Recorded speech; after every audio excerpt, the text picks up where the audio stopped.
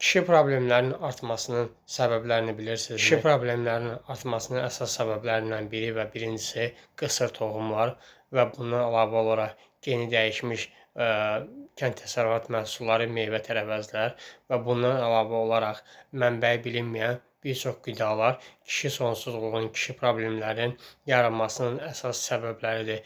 İlk olaraq toxumda problem yaranır və daha sonra kişidə bir çox psixoloji problemlər yaranır və psixoloji problemlərin nəticəsində də fiziki problemlər yaranır və fiziki problemlər yaranan kişilər də bir çox kimyəvi zəhərlərdən kömək istəməyə məcbur olur. Adı üstündə olduğu kimi kimyəvi zəhərlərdən də bir çox hallarda fayda görülə bilmir. Bəs bundan çıxış yolu varmı? Təbii ki, var.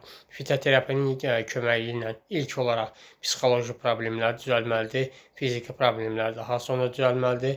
Daha sonra xəstə toxumlar kişinin bədənindən təmizlənib, yerinə yenisi sağlam toxumların yetişməsi və gəlməsini təmin etmək lazımdır.